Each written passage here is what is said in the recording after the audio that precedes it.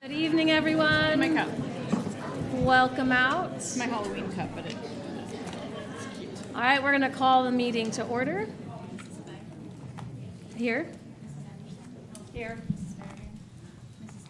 Here. Here. And did want to say Ms. Berrigan is on her way. She's at a garden ceremony. What was it in Avondale? But it was a memorial ceremony. So she is on her way and will be here shortly. Okay, let's go ahead and go on to the Pledge of Allegiance, followed by a moment of silence. I pledge allegiance to the flag of the United States of America and to the republic for which it stands, one nation, under God, indivisible, with liberty and justice for all.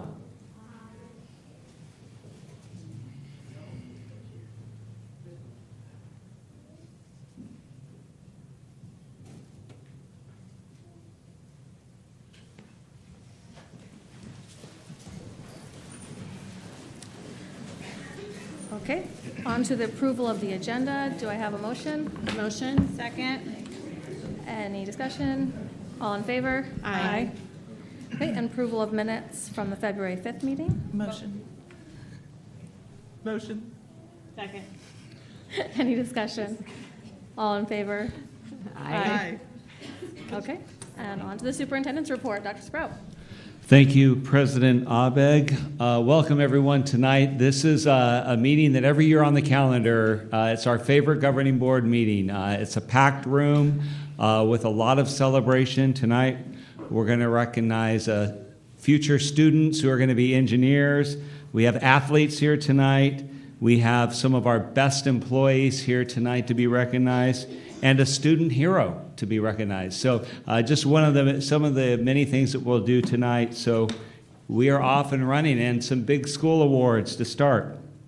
Congratulations to MC Cash Elementary and Estrella Foothills Global Academy for earning their A+ School of Excellence designation. The Arizona Educational Foundation's A+ designation is the highest state-level recognition given to a public school in Arizona. This incredible achievement is a testament to the hard work, dedication, and passion of the entire staff, students, and community. Here's to celebrating this amazing milestone and the bright future ahead. This is the third time that MC Cash has been designated as an A+ School of Excellence. Will Principal Nikki Goodwin please come forward?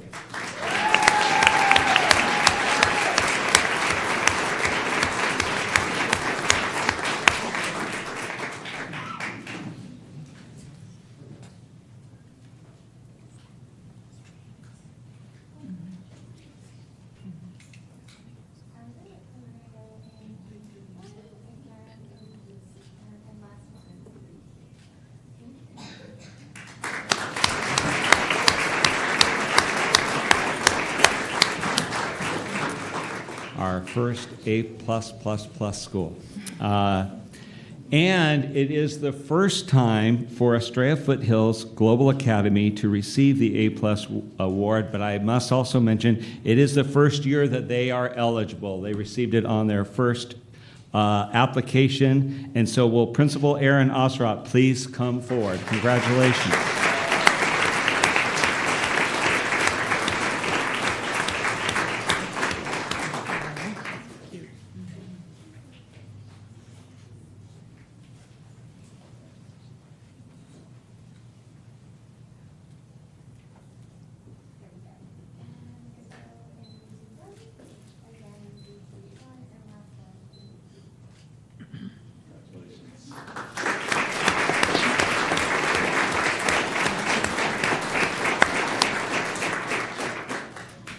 Arizona Schools to Watch is a nationally recognized designation that honors middle-level schools demonstrating academic excellence, developmental responsiveness, social equity, and strong organizational structures aligned to best practices.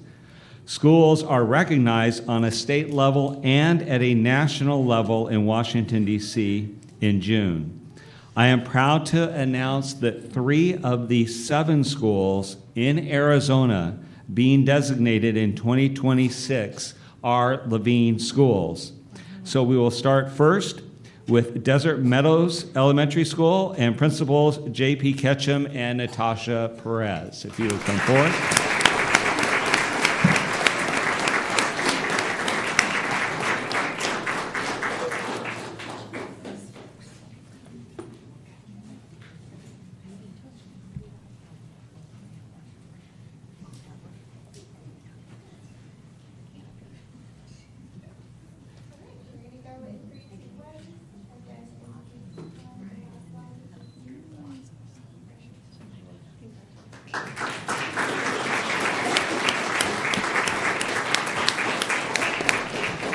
Mr. Ketchum was wearing his U of A polo shirt today at work, and we made him change.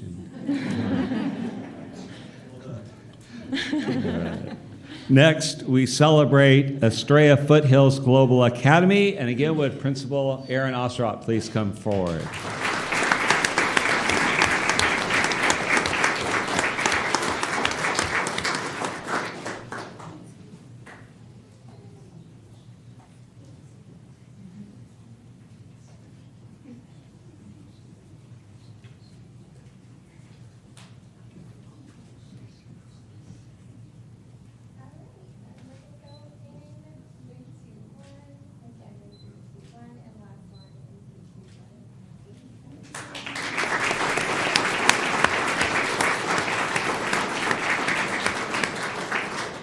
Also with her as Assistant Principal Asia Glover. And tonight we also celebrate Vista del Sur Accelerated Academy Principal Jessica Epax, if you'd please come forward.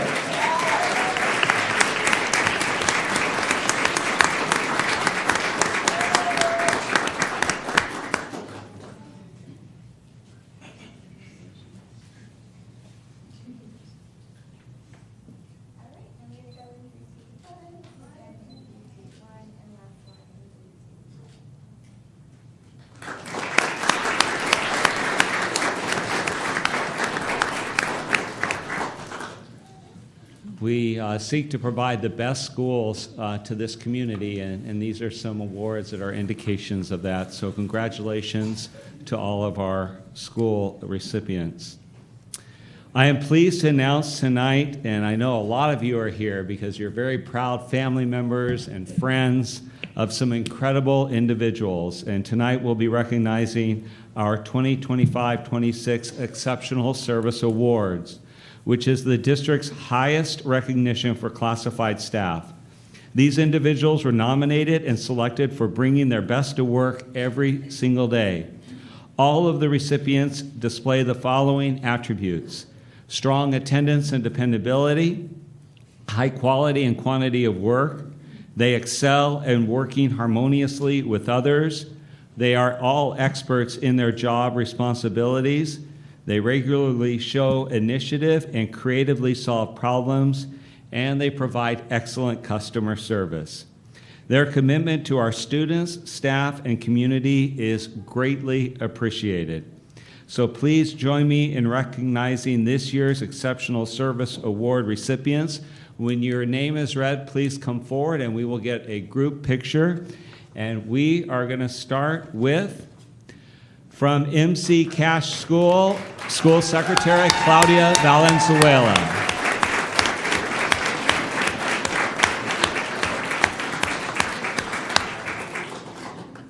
From Rogers Ranch STEM Academy, Plant Manager Anthony Rodriguez.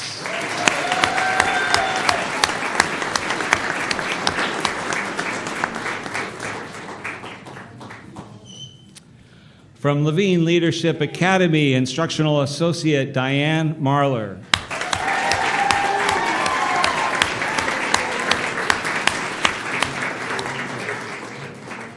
From Levine Elementary School, School Receptionist Jocelyn De La Cruz Avalos.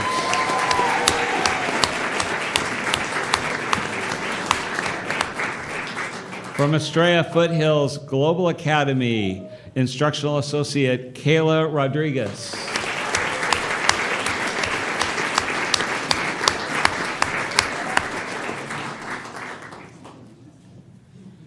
From Desert Meadows Elementary School, Special Education Instructional Associate Josie Gomez.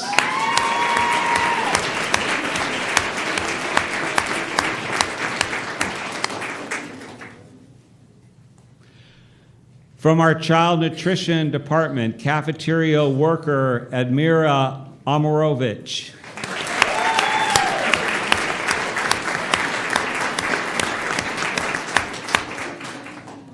From Trailside Point Performing Arts Academy, behavior monitor Chantal Perez.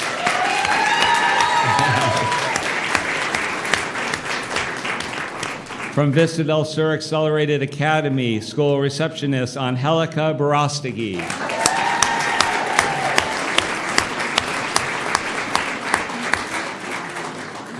From our kids club, at which school are you? At Vista. Kids club manager Annette Acosta.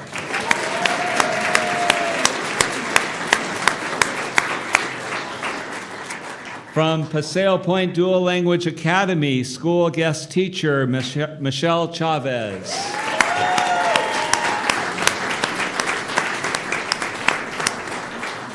From our Business Services Department, purchasing specialist Benita Lane.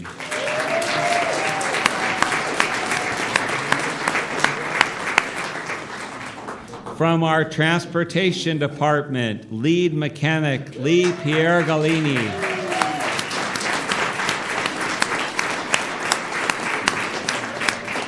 From our Federal Programs Department, bookkeeper Byron Bowman.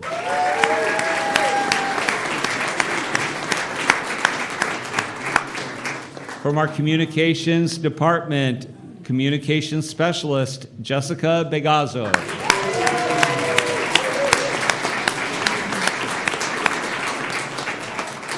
From our Support Services team, groundskeeper Alonso Valdez.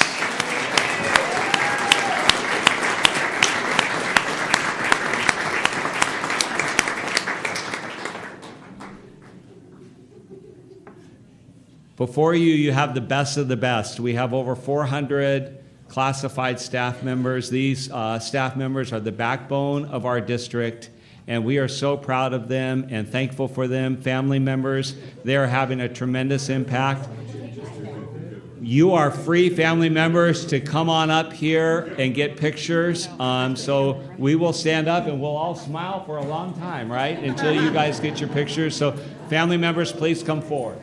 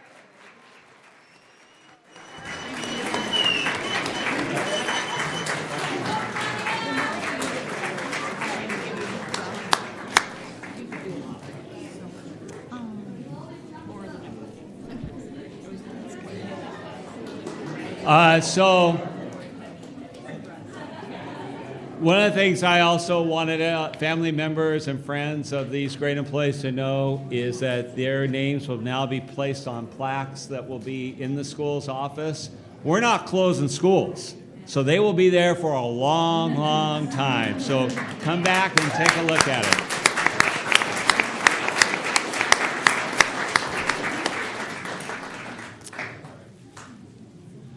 During the 24-25 school year, Levine Elementary School student Christian Morales Ramirez demonstrated outstanding leadership and citizenship by courageously reporting a concern that helped protect the safety and security of his campus. Because of Christian's quick action, Officer Rick, their school safety officer, was able to respond promptly and help ensure a safe environment for all. In recognition of his bravery, Christian and his family were honored on December 22nd at Phoenix Police Department headquarters by Police Chief Matt Giordano and members of the executive leadership team. I'm very proud to call up to the front here Christian Morales Ramirez, along with Officer Rick.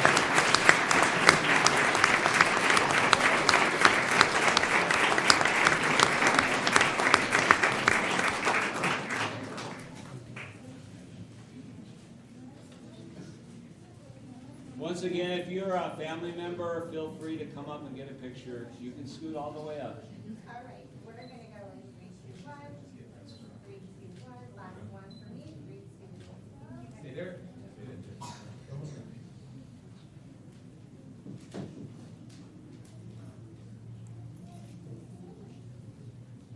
This is our hero right here.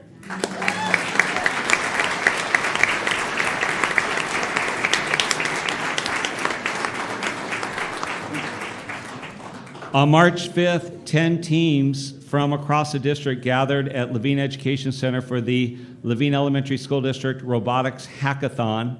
Students from Levine Elementary, Paseo Point, Desert Meadows, Estrella Foothills, Rogers Ranch, Vista del Sur, and MC Cash put on their STEM and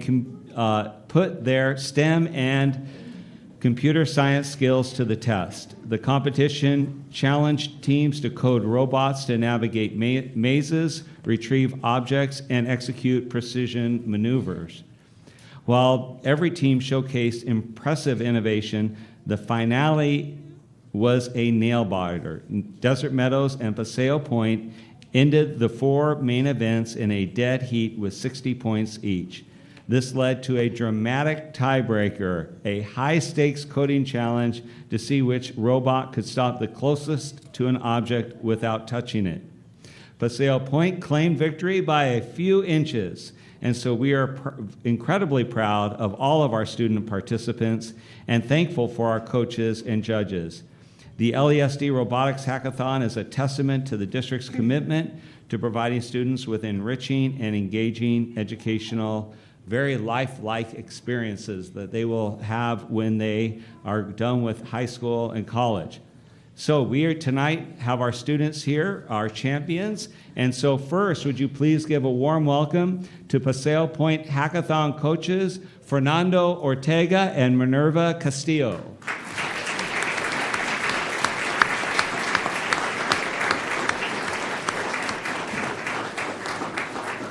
And here is our championship team. Team members are Asher Abeg,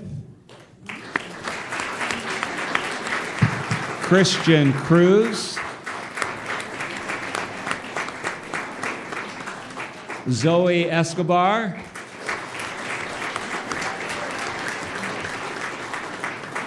Alanis Gomez Leon,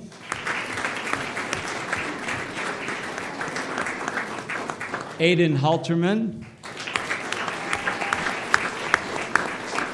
and Francisco Villa.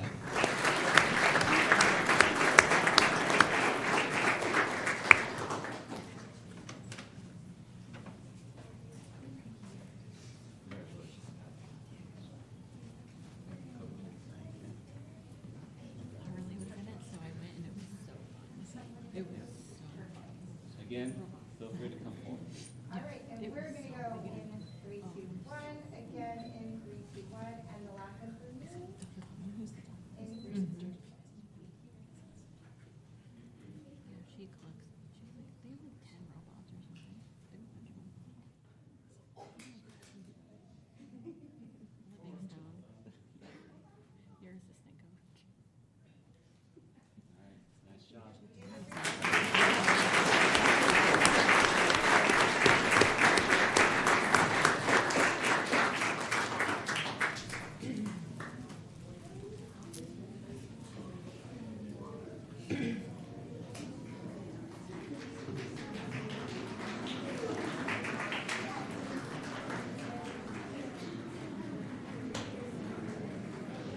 Next, we have our intramural champions for our most recent season. And so after an undefeated regular season, Vista del Sur hosted the 2026 District Soccer Championship. Paseo Point put up a good fight, but in the end, the Tigers came out victorious and denied a back-to-back title for the Rams. Vista finished off a perfect season with the soccer title. And so here's what we're going to do. I'm going to call up the coaches, and then I'm going to read the names of the athletes. And if you would please come forward, we'll get a group picture with you. So please help me by welcoming Vista's coaches, Peyton Farina, Justin Kelly, Nori Mawagi.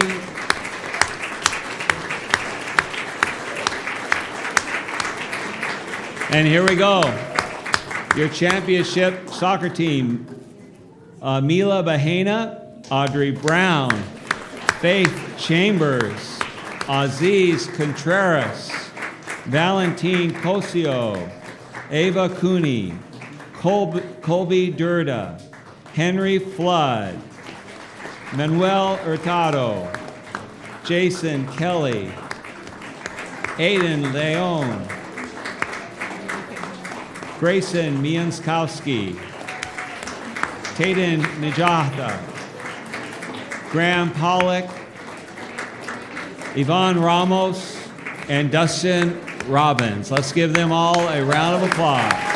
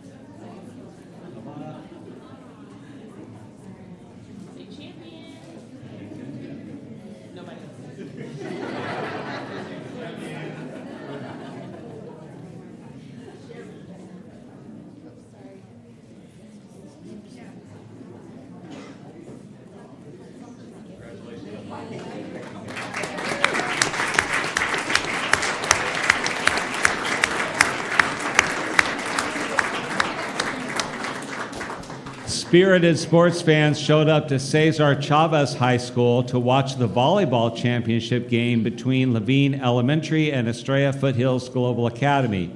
It was a hard-fought battle as EFGA pushed an undefeated Levine team to its limits, but in the end, the Hawks were able to pull out the win, completing their undefeated season and taking the district championship.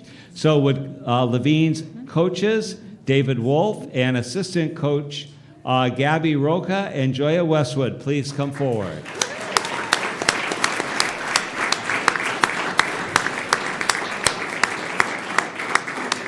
Our athletes are Captain Danica Rios, Sienna Botti, Barbara Cheney, Miranda Cruz, Isabella Farache, Zoe Garcia, Faith Kurlagon, Raylyn Mendoza, Nur Samaya Muhammad Kareem, Naomi Randley, Peyton Ruiz, Aria Smith, and Marquia Williams. Please come forward.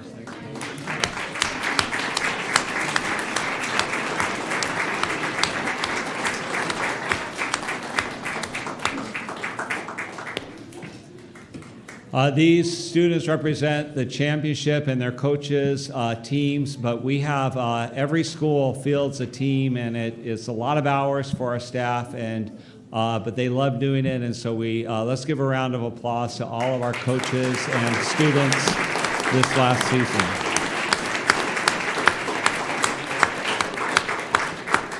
During Field Day at Vista del Sur Accelerated Academy, students had a unique opportunity to leave their mark on the future of their school by signing a steel beam that will be placed in the new building currently under construction on campus.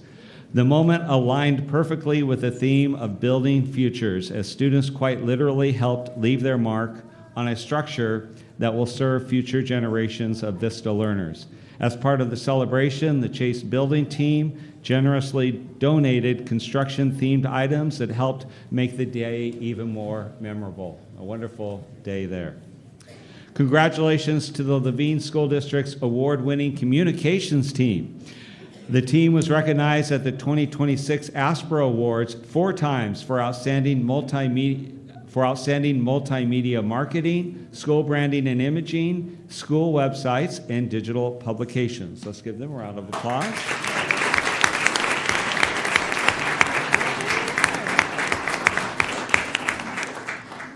One of our aspirations is advocacy and to stand up for the Levine community and for public education in Arizona.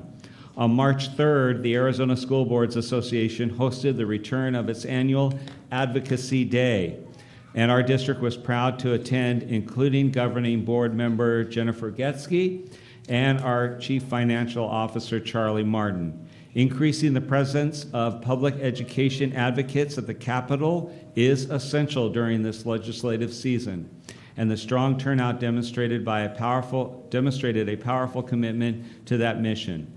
The impact of this visibility cannot be overstated. So thank you to all who attended.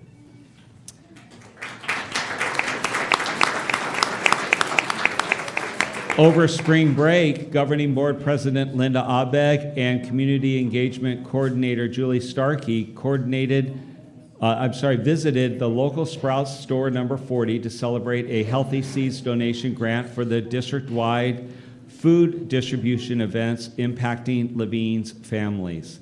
$2,000 was provided to continue our work in supporting nutrition access. We were one of 16 groups across Arizona chosen to receive this grant. On March 3rd, the district hosted an evening workshop with Native American Parent Advisory Committee families focused on the tradition of the 3 sisters, corn, beans, and squash, in partnership with the Phoenix Indian Center. Families learned about the historical and agricultural significance of these crops and how they work together in a sustainable planting method that reflects interdependence and balance. We appreciate the Phoenix Indian Center and our PAC families for making this a meaningful celebration of culture, history, and community. Yes, nice job. The Valley Readers Literacy Initiative, created by the Phoenix Suns and Phoenix Mercury Foundation in partnership with School Connect. The Suns are up 59-52 right now, by the way, for those of you who are wondering. I'm sorry if you're recording it now that I think about it, but just forward to that point in the game. Okay, so we have a partnership with School Connect and the Levine School District and the Phoenix Suns and Phoenix Mercury to promote the love of reading, storytelling, and volunteerism during January and February. Students were rewarded for their reading with incentives and celebrations and visits from guest readers, including the Gorilla and Sons legend Alvin Adams. Congratulations to Desert Meadows, a top-performing school with more than 472,000 minutes read across all grade levels. The Suns and Mercury will host a school-wide assembly on March 25th to celebrate the achievement. And we'd like to, at this point, call up principals J.P. Ketchum and Natasha Perez.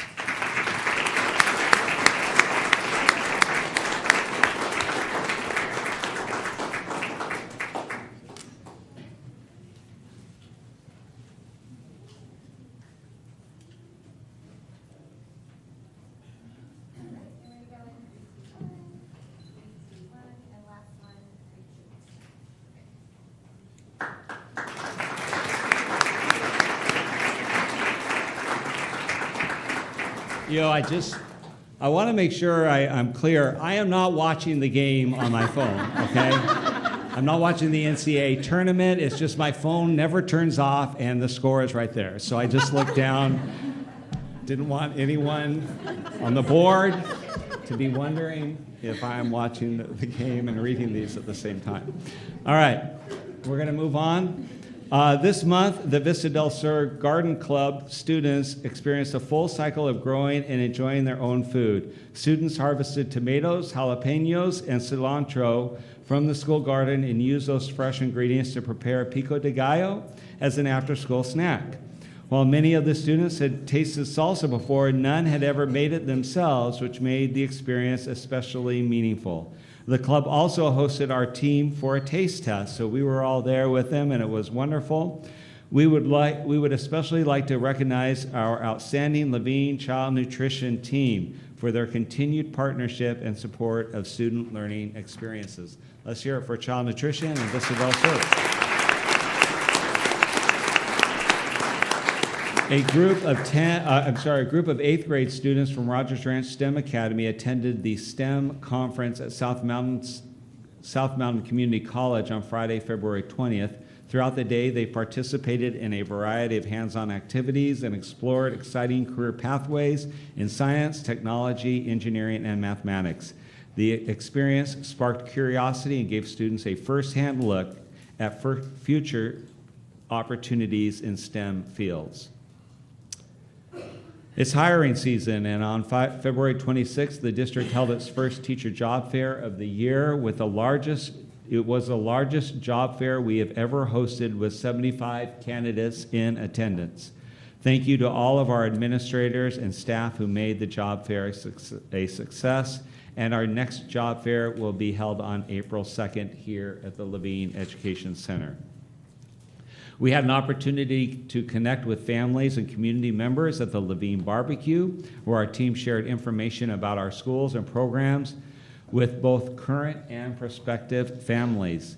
Events like this highlight the strong sense of community in Levine and showcase the support and opportunities available to our students. And now we're going to move on into our Employees of the Month. And we're going to start with our Classified Employee of the Month, Health Associate from MC Cash School, Christina Vasquez.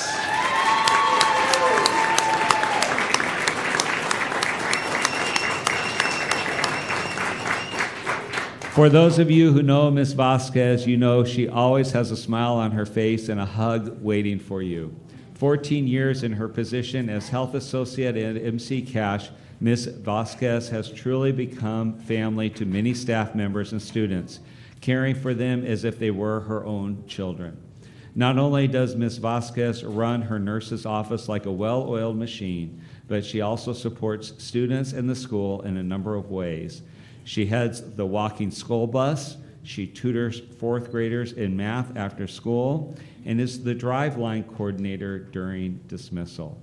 Thank you, Ms. Vasquez, for choosing our district and specifically MC Cash as your home. Christina Vasquez.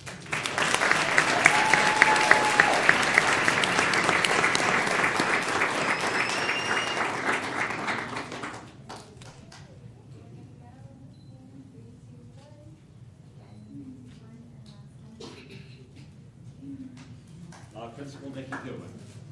Come here, Vasquez. To put on my reading glasses. So a linchpin is defined as a pin that acts as the crucial mechanical fastener for stability that prevents wheels or parts from falling off. It acts as the central, indispensable element for holding a system together, whether mechanical or metaphorical, ensuring that everything works securely, efficiently, and together. And if you know Ms. Vasquez and you know MC Cash, Ms. Vasquez is the linchpin of MC Cash.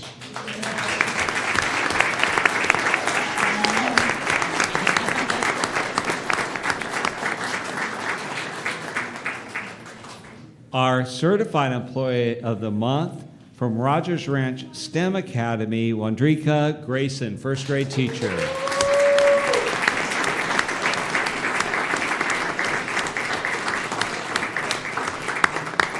let's just start with this. Ms. Grayson is an outstanding teacher. And I have to say, Mr. Thomas, when we visited her room, all of her students enforced that with us. It was a wonderful visit.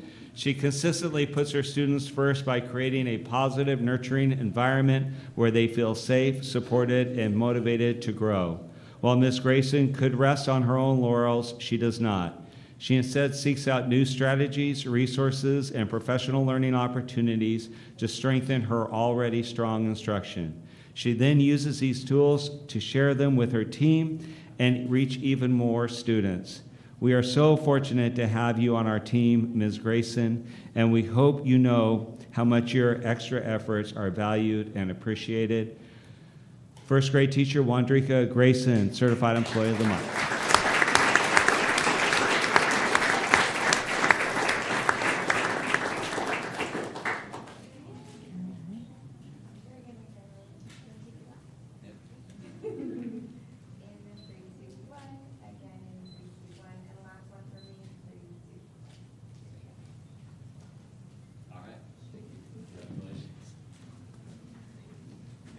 Principal Dr. Caitlin Grikarowicz.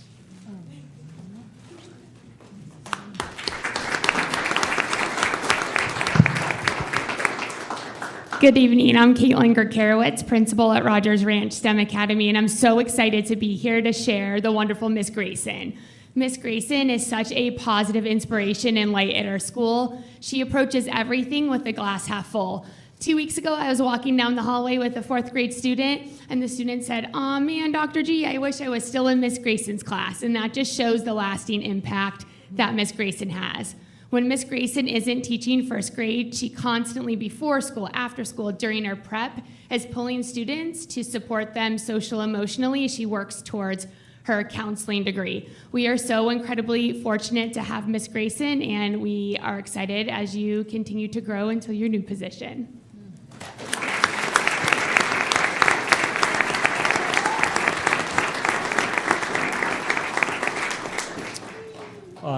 Governing board and community and everyone here tonight, just wanted to give you some updates on some upcoming events. We have our second LEAP evening, which is an opportunity for parents to connect with high schools and colleges for the future of their students. State testing starts on March 30th. Here we go with that.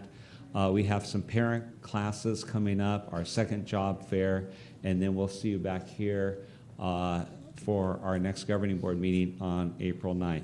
Now, for those of you who haven't normally been to a governing board, this is one of the highlights coming up, and that is our classroom spotlight. I would ask you to stay, and then we will take a break. We've got some students here tonight that have prepared to show you how they operate together as a team with their teacher. And so I'm very excited to present our classroom spotlight tonight with Trailside Point Performing Arts Academy.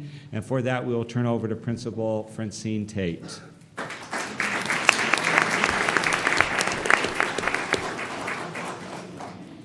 Good evening, President Abeg, governing board members, and Dr. Sprout.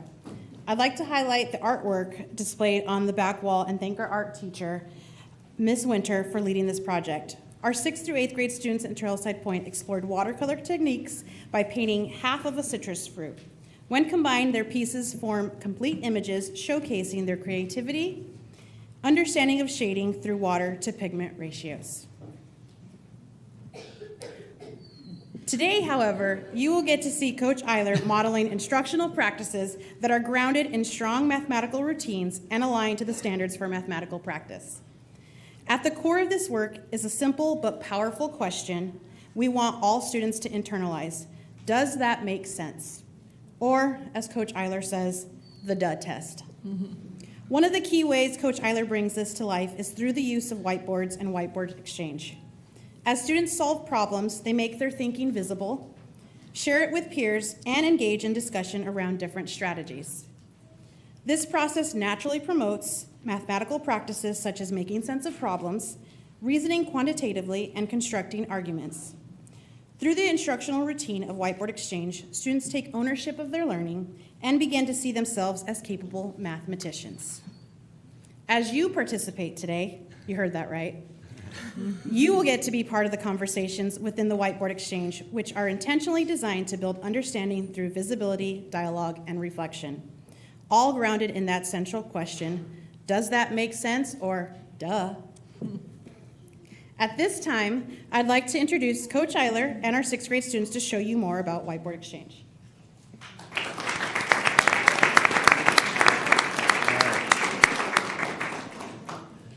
Good evening, President Abeg, governing board members, and Dr. Sprout. My students and I are excited to show you instructional practices from Eureka that we use every day. The majority of our problems in class, we use the Whiteboard Exchange. The use of the whiteboards just makes it really easy for me as the teacher to, first and foremost, ensure everybody is working, completing their task, but also to assess, see what students may be struggling and need my support, see what misconceptions we're having as a class that I need to kind of monitor, adjust, go over as a class, and also just helps me with my timing on those problems and pacing throughout the lesson. It also makes it really clear and easy for the students on the exchange portion to see and analyze each other's work, because the ultimate goal of the exchange portion of it is for them to be able to analyze each other's work, find mistakes there, explain their problem-solving process, and all of us kind of get to the correct answer ultimately there. It helps create a collaborative learning environment for us where students support each other, learn from each other, teach each other, right? It's not all just on the teacher. Not everybody's waiting on me. We're working with our classmates right away and really having that positive learning environment where people are comfortable to share and work with each other. The other thing that Ms. Tate talked about there is the DUH test. That's just putting a fancy little slogan or term on saying on making sure the answer is reasonable, making sure it makes sense. Okay. Too often students we know just do the work, whatever they got, they put it down without thinking about it, and then that answer doesn't make any sense at all, right? So we're really trying to create those habits where they look at their answers and does it pass the DUH test? Basically, does it make sense? Is it reasonable? So just today, in one of our test prep questions, one of the problems that we saw was 6 1/10, so 6.1 times 4800ths, right? And the answer comes out to 2.928, I believe. What's a common misconception there? That decimal goes in the wrong spot, right? So 292.8 or 29.28. If I walk around and I say, hey, does that answer make sense? Does it pass the DUH test? Usually now at this point in the year, they're able to say, oh, okay, well, that's 6.1 times something that's less than 1. I know my product is going to be less than 6 because 1 times 6.1 is 6.1. It's going to be less than that, right? Some of them can even get a little closer and say that's about half of 6.5, 0.48, and get there. But anyway, at this time, I'm going to invite my 6th grade students to get up here. I'd like to welcome them, get up there and join a board member.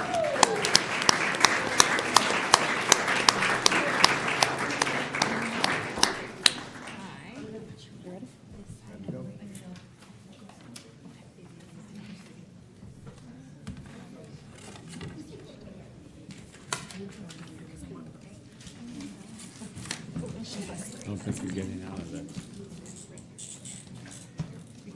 Just sitting there. Hey, guys. I am doing this.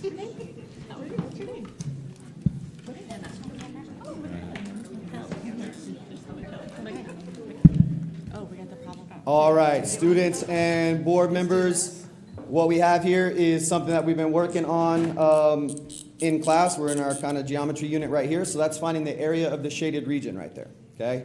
We've already set the expectations in class. We'll just get it here so board members understand when we're working on this board exchange, you're working on your own board, but if at any time you were lost, we're not sitting there lost, not knowing what's going on. We got a partner we can talk to and ask.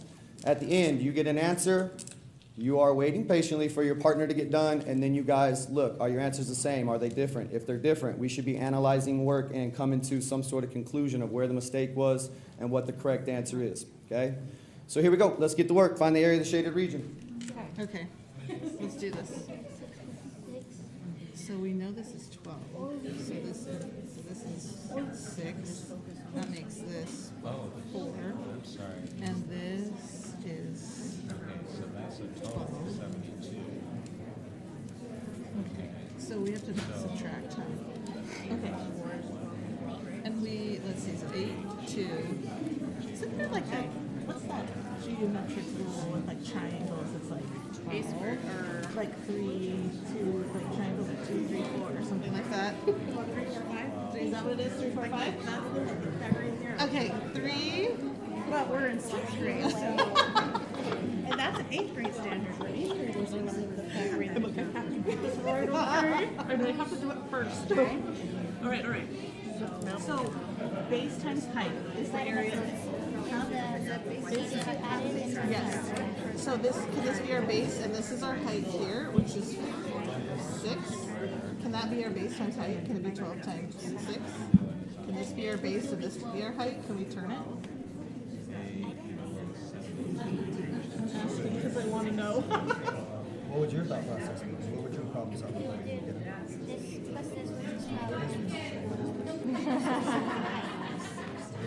Does that represent the area of the entire? Of the whole box. Yeah. Okay. Then what?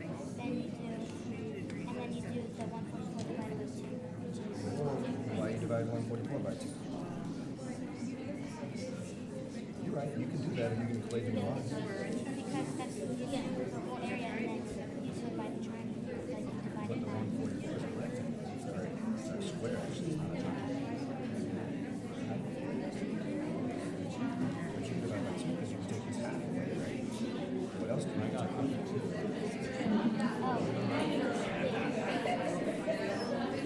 So remind me about that. 6 times 4, which is this. What time do you teach math? So 6 times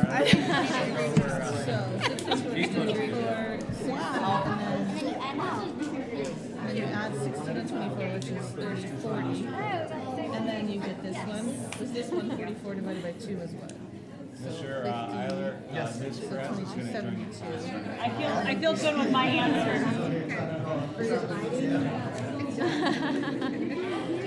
I don't think so either. Well, I don't know. I mean, I did think that early on. I think you're close. I had 32 at first. All right, students, board members, let's finish up here, wrap up, and boards up in 5, 4, 3, 2, 1. Boards up, please. Let's see where we're at, finished or not. I can see the work, I can assess the work, I can see, even if we are not at a final answer, I can see if we're on the right track right here, okay? Yep. Hey, as we saw, there was good conversation going up there with pairs and learners up there getting things hopefully understood. There was a couple different problem-solving strategies. This is where I would go back and I would go over different things like reasonableness, and like I know the whole square is 144. It is obviously less than that. I could take away the one rectangle and just say the other rectangle on the right 72, and it's obviously going to be less than that. We could talk about a problem-solving strategy. Time purposes, we don't have all that today, but that's where I would go with that, right? And also discuss misconceptions that I saw with some students. Usually in this, it's not dividing by 2 on triangles or something like that. Thank you, students. Thank you, board members, for your time today and allowing us to do this. Great job. All right, students, go ahead and make your ways back to your seats. Thank you for. 52 inches squared.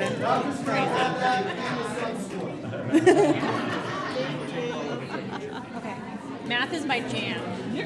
But I'm science and social studies, but I love me some math, and especially that kind of math. Anything past like 6th grade or 8th grade, 7th grade, no, I'm out. I'm like, I have good 6th grade math. this was this.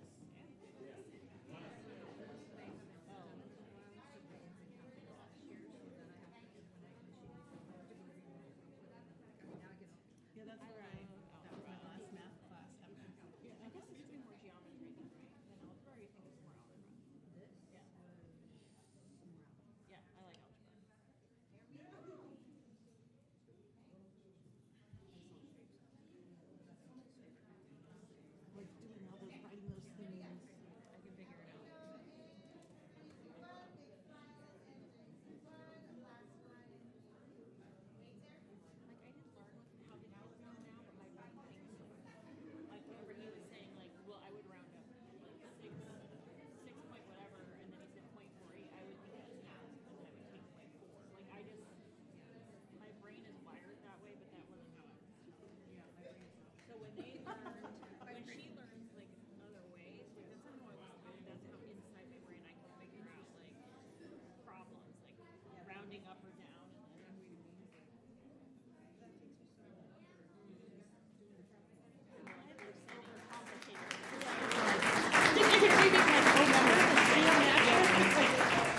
triangles go. For the triangles to have to have ratios. And then I realized, like, this is not that complicated.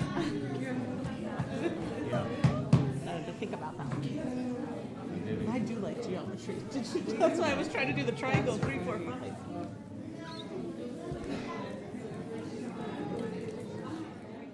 5. Please join me in giving a round of applause. Thank you, Mr. Eiler, students.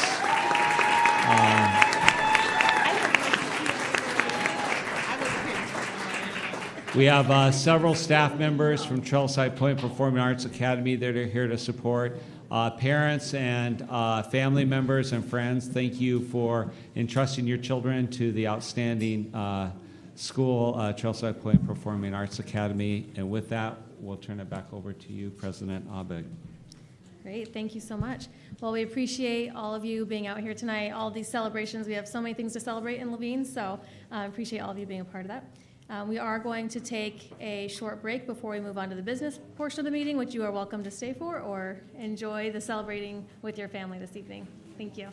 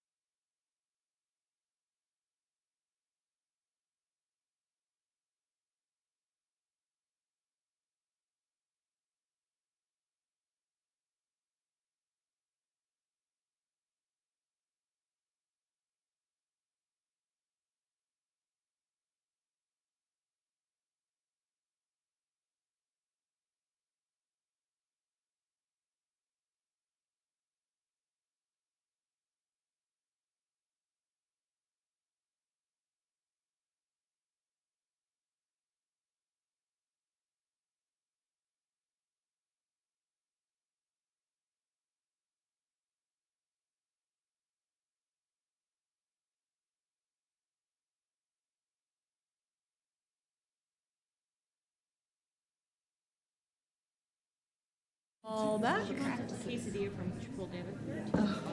Y'all ready? Okay, let's do it. We are moving on to district trust presentation by Mr. Tim Thomas.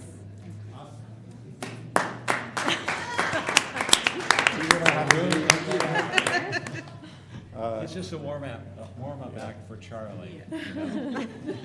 Good evening, President Abeg, members of the governing board, and Dr. Sprout. Thank you for giving me the opportunity tonight to present some information to you on the district trusts.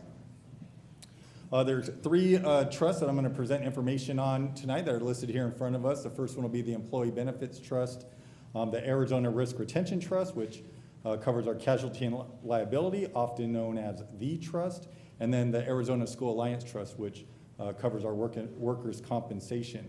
Later on this evening, you'll have the opportunity to approve the funding for these three trusts for the 26-27 school year.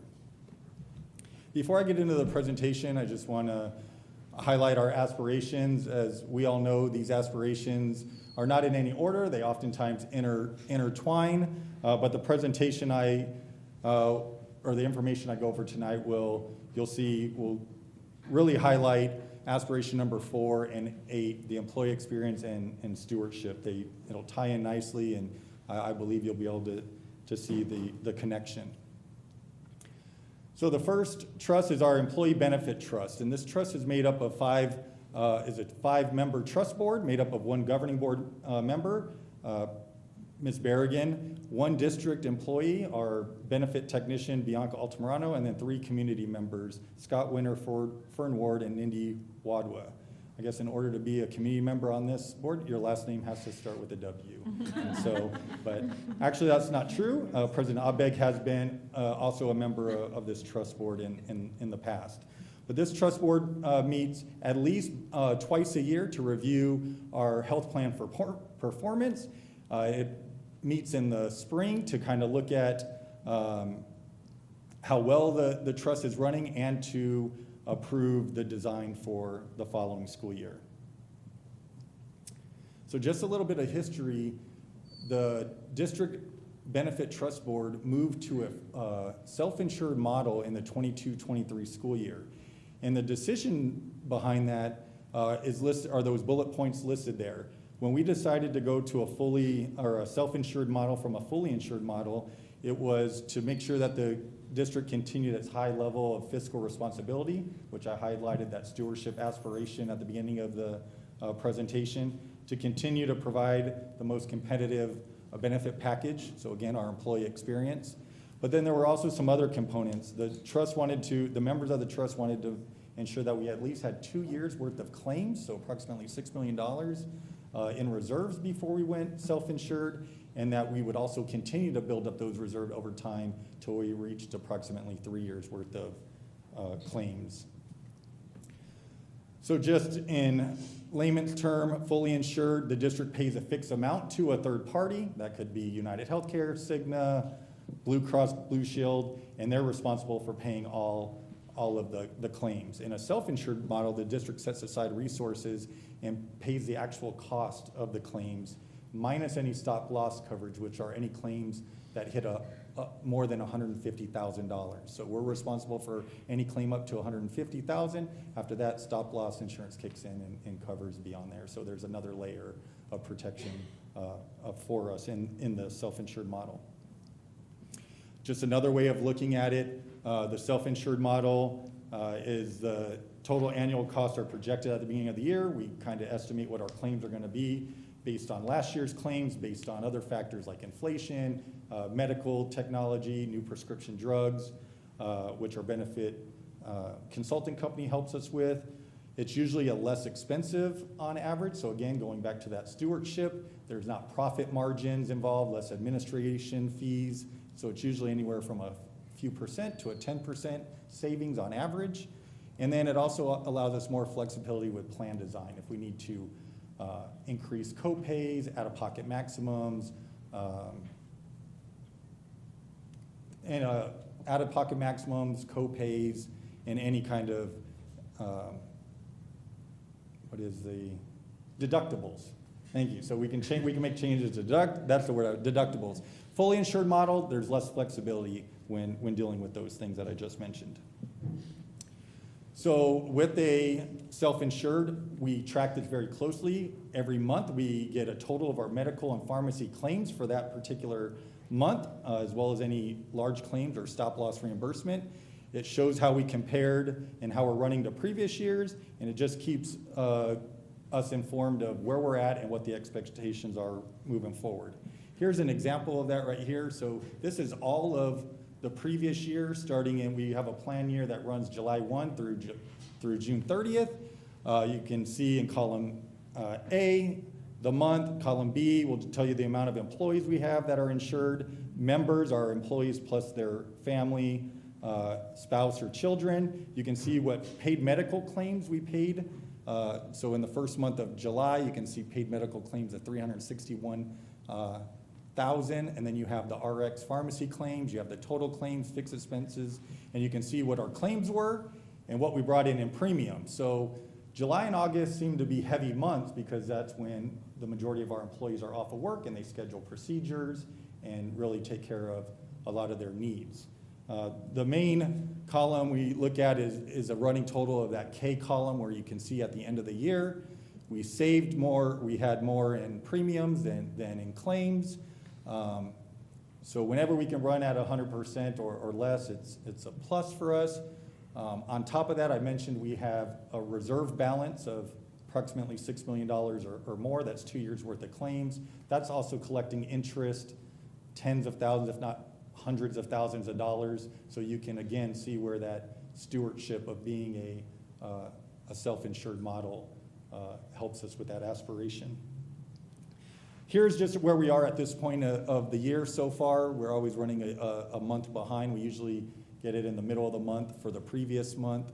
So you can see July, August, September, October, November, December, and January up there. And we're running pretty well, right? So we're looking good, and not a lot of people can stand, districts can stand in front of their governing board today and say that their healthcare costs are what ours are right now.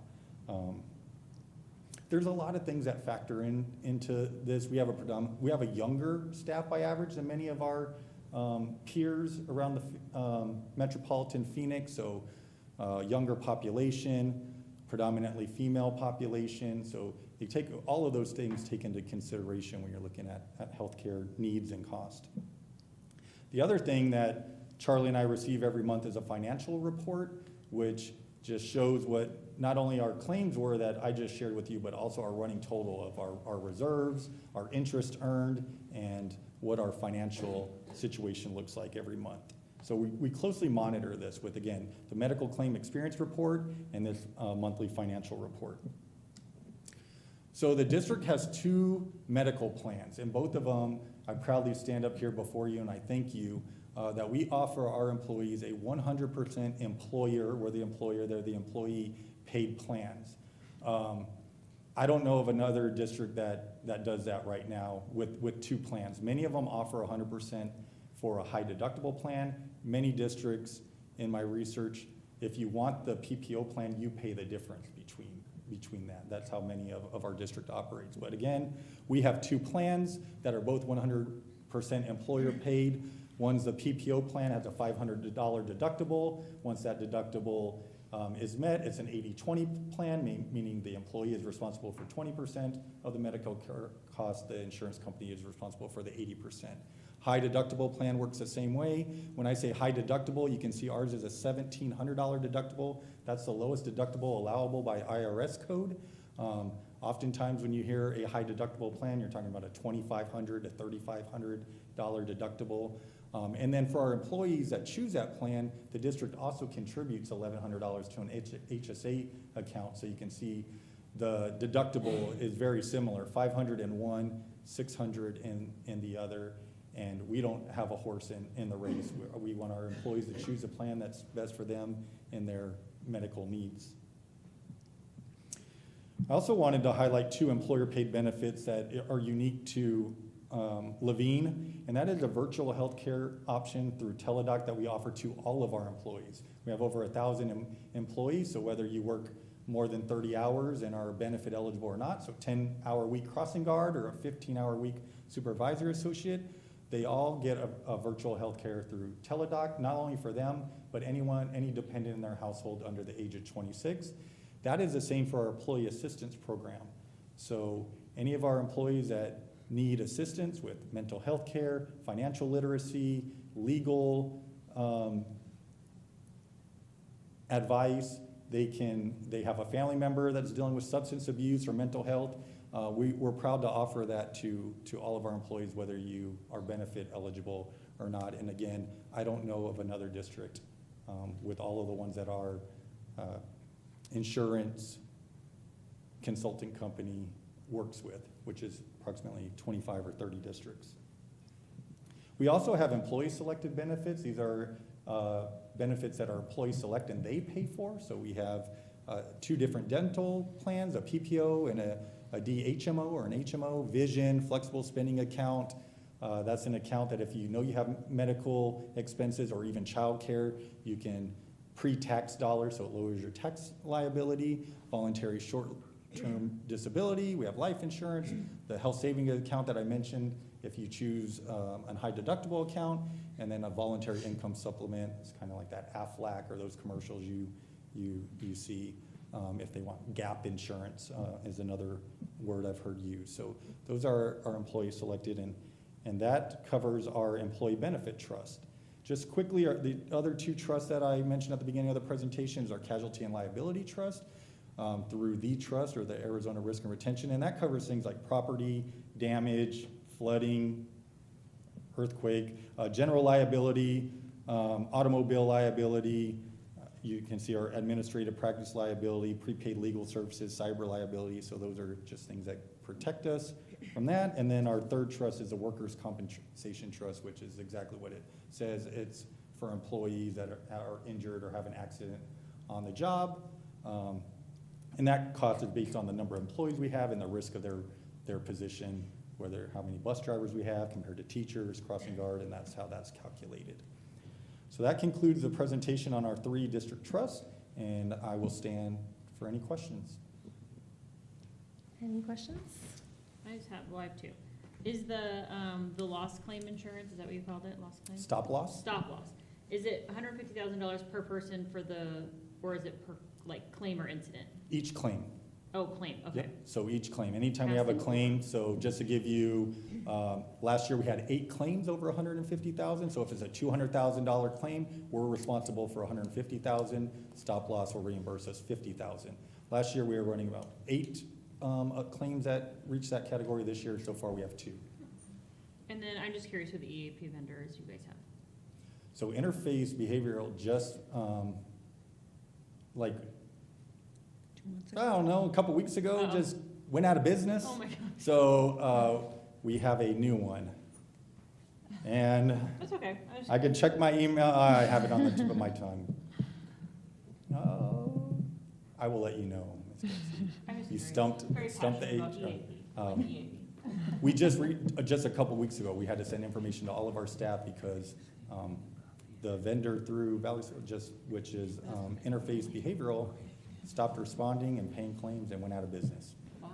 So we pivoted, and we do have one in place though. Yeah. Same cost, 90 cents per employee per month is the premium on that, and for all employees, which is a relatively low cost to cover all of our employees. But now you know how much we pay, and I'll tell you who the vendor or who the carrier is soon after Charlie's presentation. I don't have a question, but our benefits are one of the most expensive things we do after paying our staff. And moving to self-insurance a number of years ago when Mr. Haggerty was here was an exceptional move. And saving those funds on our part, having the ability to earn the interest that can oftentimes pay for any increases that we have. So I just continue to praise Charlie for making sure that we're making good fiscal decisions like this, and for ensuring that we have good benefits for our employees as well from HR. So thank you both. If I can just respond to a comment you said about benefits. If you ask the research shows if you ask employees what they understand least about their job, they say their benefits. And a lot of districts will do during open enrollment just a virtual brain shark that log in and watch a video.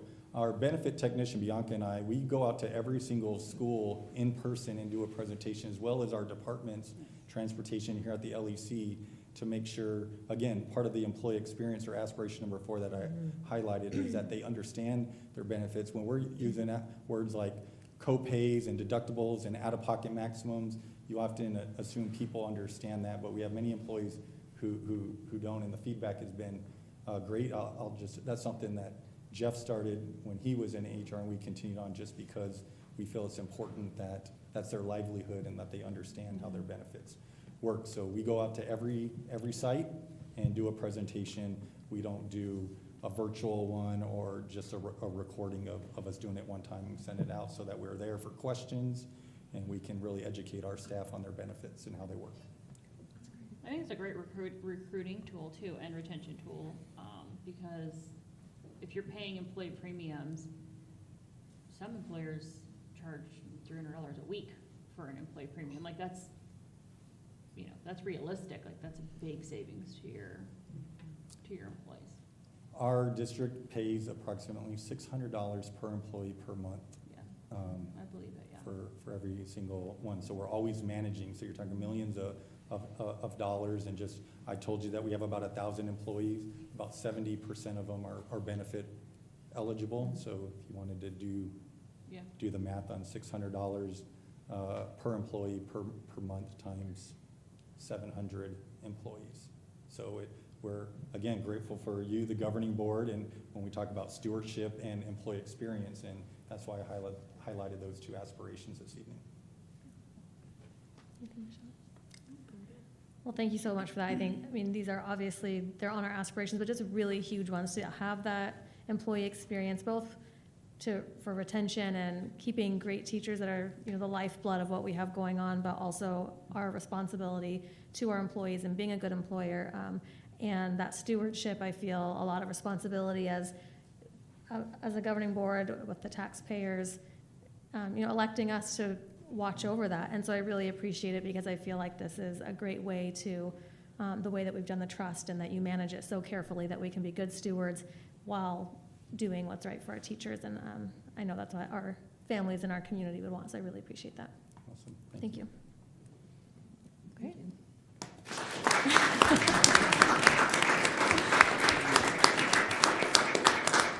All right, now we have the Arizona Auditor General Classroom Spending Report with Mr. Charlie Martin. All right, good evening, President Abeg, members of the board, and Dr. Sprout.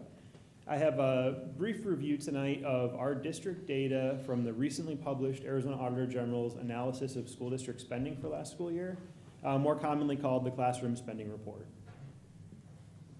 To give you a little bit of background about what this is, the Arizona Auditor General is charged in state law with monitoring school district spending and reporting on the percentage of each dollar that's spent in the classroom.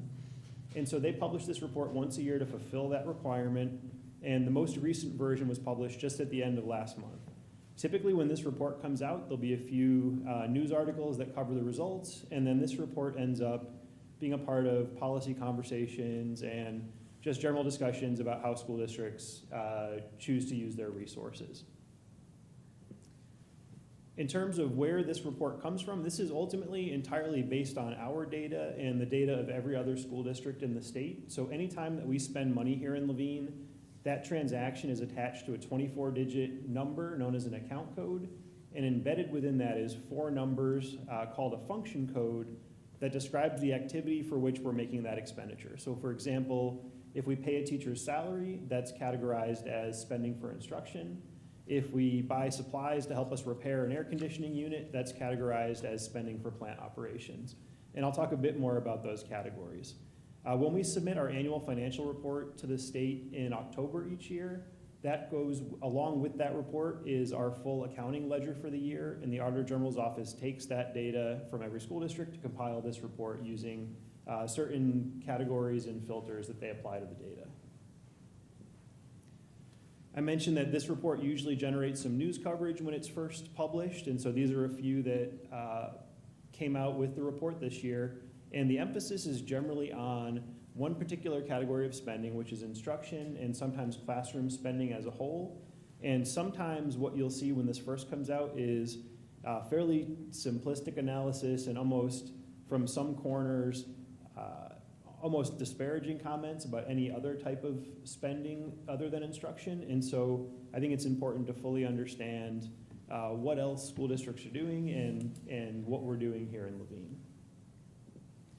So the pie chart here on this slide is for the entire state of Arizona, what percentage of operational spending went into the different categories. And 68% of operational spending statewide went into 3 categories that are combined to be considered classroom spending. Those 3 categories are instruction, student support, and instruction support. And then 32% of spending statewide, or on average for districts, went into 4 categories that are considered to be non-classroom spending.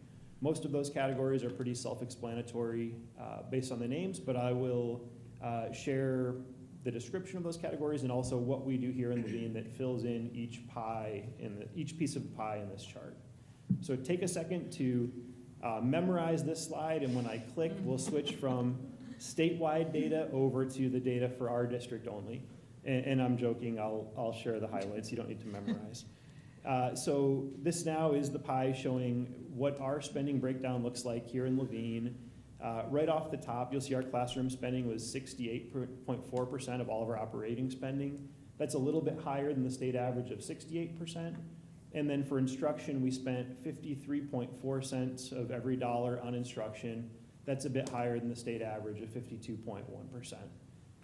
Looking at the other categories, for administration and plant operations, we're a bit below the share that the state spent as a whole, or the average school district spent. One number you'll see under non-classroom spending that is a little bit higher than the state average is for food service. And that's ultimately because we're able to offer free breakfast and lunch to all of our students, and spending for food service is really based on how many meals you're serving and how you're serving those meals. And the funding that we receive to run our food service program comes from either cash payments for adult meals or from federal reimbursement for the free breakfast and lunch that we serve. So that's not a category of spending where resources can be reallocated elsewhere in the pie. That's really a program that is funded through the federal government and payments for lunches primarily. So the last 2 slides showed the percentage of spending in different areas. I also want to give an idea of what the total dollars per student look like. So this slide here shows on a per student basis how much we spent in each of those categories on the previous pie charts. Our total operational spending was $10,796 per student. And then we also had about a little bit over $3,000 of non-operational spending. The pie charts on the previous slide focus on operational spending, which is more routine from year to year, paying staff, running things. Non-operational spending can fluctuate a lot more.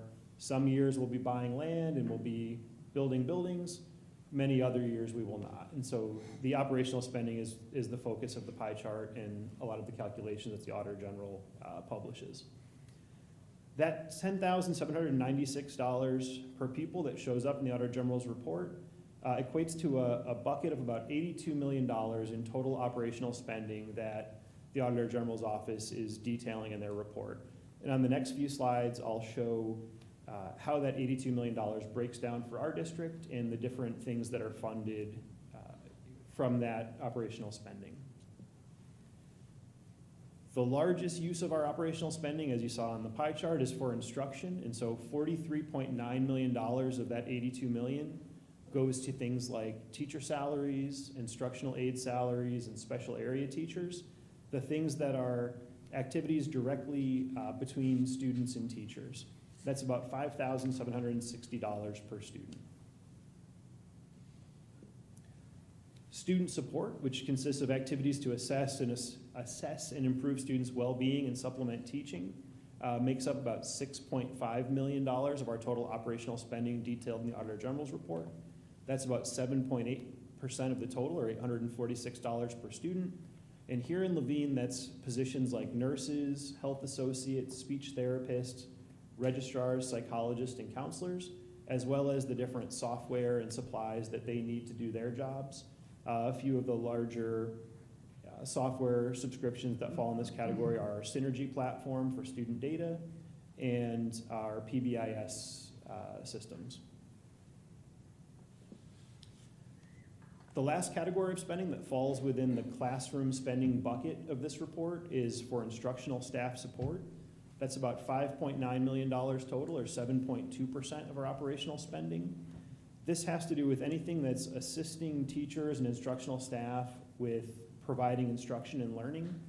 Things like instructional coach positions, computer technicians, library associates, and also professional development activities for teachers like going to conferences or different training sessions.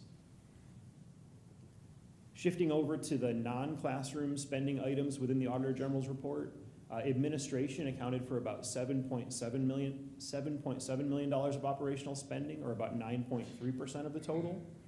That breaks down into a few different areas of administration, and sometimes when someone hears the word administration, they don't necessarily think of things that are happening at a school. They think of just central office or business functions that are also part of administration, but this category includes principals, assistant principals, school secretaries, school receptionists, positions that parents are probably working with throughout their students' career more directly than maybe the business office staff and human resources.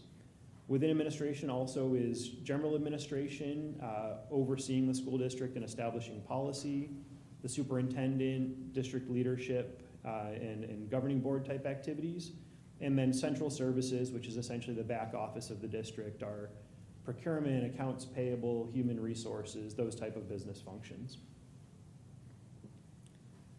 Operations and maintenance of plant, everything that we do to keep schools safe, comfortable, and open for students, totaled about $8.3 million of spending last year, which was 10.1% of our operational spending.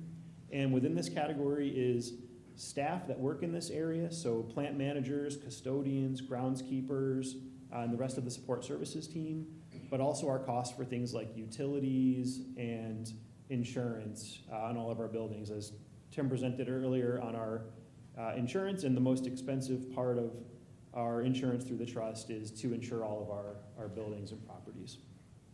One last part of the operations and maintenance of plant category is school resource officers, crossing guards, and supervisory associates.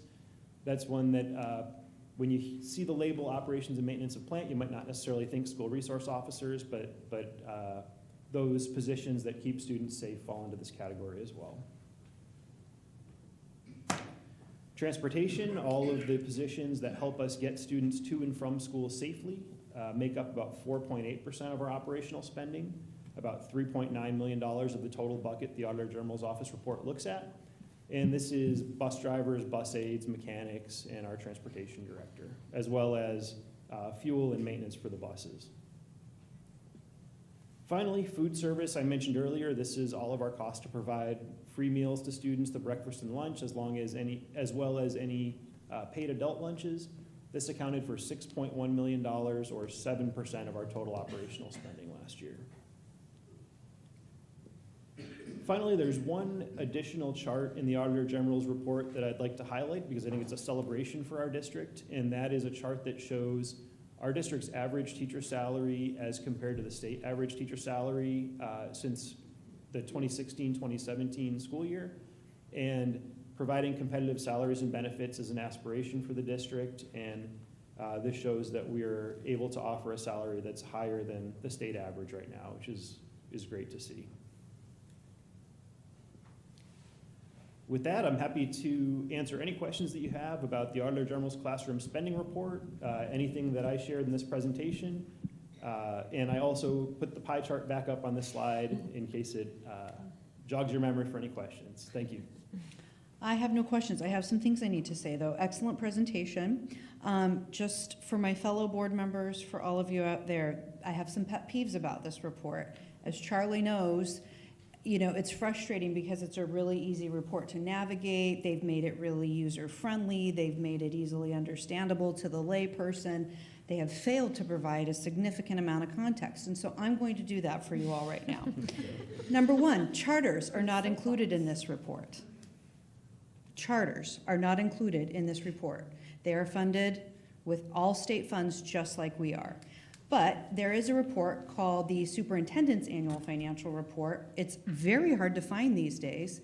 on ADE's website, but in that, the charters do have their annual financial information that they report, and from that, you can pull their admin costs. Do you know what their admin costs tend to average at, Charlie? More than the 10.1% average for districts. Yeah, it's absolutely. about double. It's about 20% that charter schools spend on their administrative costs. I will also now say that over the time I've been in school finance, they often, I don't know if it's happened in your time, but they change account code expenditures and say, this expenditure now has to be coded here. And guess which way that usually goes? It usually goes out of instruction and into admin or support or plant operations. So they unnaturally make it so that the classroom spending percentage decreases. And then finally, I would just say there are tons of unfunded mandates that happen through legislation each year that we're required to provide. The work, administration is the piece that tends to get beat on. And there are things that people are doing in our administrative realm that we don't need our teachers doing those things. We don't need our principals doing those things. We need people at a district office centralized to be able to support us in that way. And you saw that the expenditures under administration are all things we need. We need to pay our people. We need to hire our people. We need to clean our buildings. We need to do all of those things. I have more. I'm going to leave it at that. Those are my 3 main points for the evening.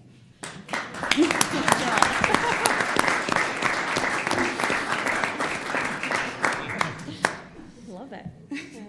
All right. Anyone else want to follow that? You can drop your mic. Yeah, drop the mic. Okay. Well, thank you for all that. And Thank you. Thank you. Oh, I like hindsight. And ComPsych is our EAP provider. Oh, there we go. I almost asked if that was it, just because that's what I use, so I like it. Big fan. All right, great. Thank you. We'll move on to call the public, which we don't have any. Okay, so on to our consent agenda. Motion, or is that not it? Yeah. Okay, sorry. Second. I didn't know you were asking for that yet. I know. Any discussion? Okay, all in favor? Aye. All right, and for consideration and action, number 1 is guaranteed maximum price for phase 2 of improvements at Vista del Sur Accelerated Academy. Motion. Second. Any discussion? All those in favor? Aye. And number 2, the fiscal year 27 trust funding as was presented tonight. Motion. Second. Any discussion? All in favor? Aye. All right, comments from the board. We'll start down with Ms. Bell. Well, thanks, Tim and Charlie, for those great presentations. And also, I should say Jill, too. No, I find that really interesting. I like learning new things, and I think that's great. And I am so thankful that there are experts in that can help with those things, because it helps our teachers be able to teach better and everybody be able to do what they need to do better. So thank you for all that. I love seeing that our salary, and I knew this, but it's great to see in that chart, is the average salary in the Levine district is so much higher than all the other places. That's great. That's how we're going to get good people to come teach here and to stay teaching here, keep teaching here. And I had written down, correct me if I'm wrong, this is in the very beginning, 3 of the 7 schools to watch in Arizona are from the Levine district. Is that right? That's incredible. I think we should be shouting that from the rooftops. I know I will be. And I have a big mouth, so it's going to be great.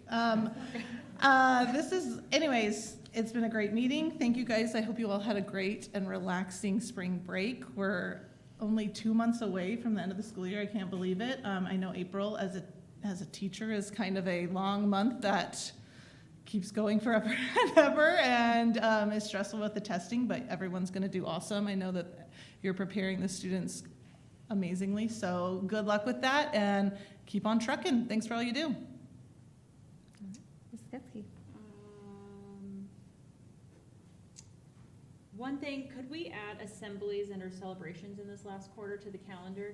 I'd like to pop into a couple. I just know that my year has been a little crazy, and I think that would help us get a little more exposure before the end of the year. It's coming up a little too fast for me. I'm not ready for summer yet. We also have end of the year superintendent club visits, and that would be another opportunity for board members to see students. Yeah. So. Today seemed to be a crazy day in the West Valley for high schools, I guess, but I appreciate all of the administration and all of the teachers and our SROs that are keeping our campuses safe. That's obviously always one of my highest concerns. I love the EAP vendor. Actually, I think ComSec's a great company and a good replacement to the one. They won't go out of business on you, I'm pretty sure of that. And yet, so much to celebrate today. There was, it was a full house, and I love when it's a full house because there's just so many great things happening here. So keep up the good work. I'm excited for the last couple months of the year. That was a fast year for me. I have said it before, I want to say it again, that the celebrations we do here are so important to me. I think they're important to all of you and to our families and to the community. It rejuvenates me just from my day-to-day work. It just makes me so proud of Levine and that we choose. It's a choice that we make to celebrate our staff, to celebrate our students, to celebrate our community. And for those of you who are on the younger end, make sure that when the rest of us are all gone, that you continue to make those celebrations a focus of what we do here in Levine, because it is so incredibly important, in my opinion. So I don't have anything else to say. Thank you. Well, it's hard to believe that in another week we're going to be state testing. So I don't know how that has already arrived, but I have no doubt that the results are going to come back great, just because of the hard work that all of you guys have been, all of your teachers and your students have been doing, and just the fidelity to the curriculum that you guys have been using will just be evident. So good luck, relax, and it'll be fine. Well, thank you all for being here. It's a great team that we have here in Levine. From, as we always talk about, every person in our district is part of what makes it successful. And like we said, so much to celebrate, the aspirations that we have that everybody is helping to work towards, and being able to say that we're a district that is growing, building new schools, paying above average for our teachers, all of these things that are just really big successes and can counter the negativity that sometimes is out there in the world, unfortunately pointed at education. I appreciate the context that sometimes isn't, or oftentimes isn't shared, and how much is going on. So appreciate everyone in this room, everyone not in this room, and onwards with all the great work. All right, we don't have any call to public for non-agenda. All right, so our next meeting will be on April 9th here at 5:30, and I need a motion to adjourn. Motion. Second? All in favor? Aye.